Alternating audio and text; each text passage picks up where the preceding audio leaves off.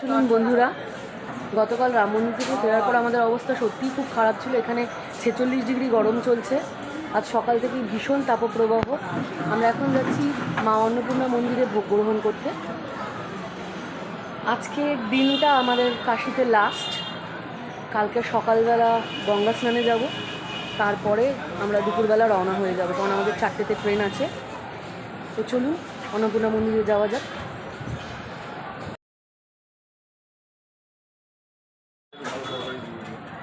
বন্ধুরা, এখন বেলা 12:30টার মতো বাজে। আমরা খেতে বসে গেছি। ভালো করে কাল রাতের পর থেকে আর ব্লগটা আপনাদের সাথে শেয়ার করা হয়নি। মার্কেটে গেছিলাম, খুব সামান্যই টুকিটাকি জিনিস কেনা হয়েছে। কি কেনা হয়েছে সেটা পরে বাড়িতে গিয়ে যখন ব্যাকপ্যাক থেকে বার করব তখন আপনাদেরকে দেখাবো। এখন আমরা খেতে বসে যাচ্ছি। আমরা একটু পরেই বেরোবো, আমাদের গাড়ি আছে, 4টে ট্রেন আমাদের। তো এখনকার মতো টাটা। বন্ধুরা, মনটা ভীষণই খারাপ হয়ে যাচ্ছে, কারণ আমরা ট্রেনের জন্য বেরিয়ে যাচ্ছি। ভীষণ খারাপ লাগছে শুধুমাত্র এই বীভৎস গরমটার জন্য। নাহলে আমরা এখানে সত্যি আরও বেশি করে এনজয় করতে পারতাম। খুব ভালো লাগলো।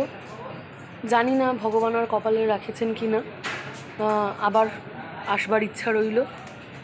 তো আপনারাও অবশ্যই আসুন পুণ্যক্ষেত্র বারাণসী।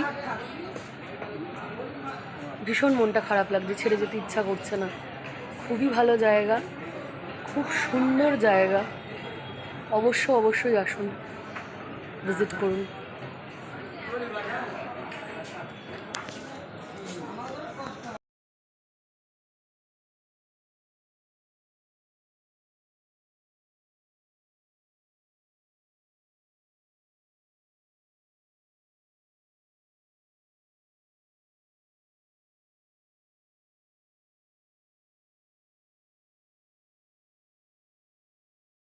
বন্ধুরা, সেদিন মার্কেট থেকে ফেরার পরে বারাণসীতে তারপর আর দেখানো হয়নি। আমরা ভীষণ ক্লান্ত হয়ে পড়েছিলাম। পরের দিনই যাওয়া ছিল যেহেতু, মানে ফিরে আসাটা।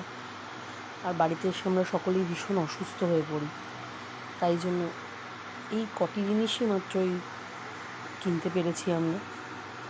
প্রচণ্ড গরমের দাবদাহে আর অন্য কোনো কিছুই কেনা হয়নি। তো ব্যাস আপনাদের সাথে এইটুকুই শেয়ার করার ছিল।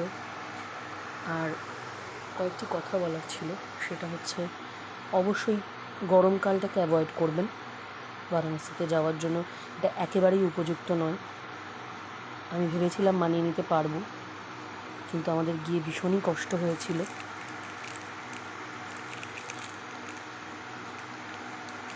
আর ওখানে ট্রাফিক ব্যবস্থা খুবই জঘন্য, সেটার দিকেও একটু নজর রাখবেন। বাদবাকি অবশ্যই বারাণসী দর্শন করুন।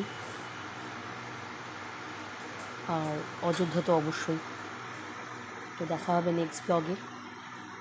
ততক্ষণের জন্য বাই বাই।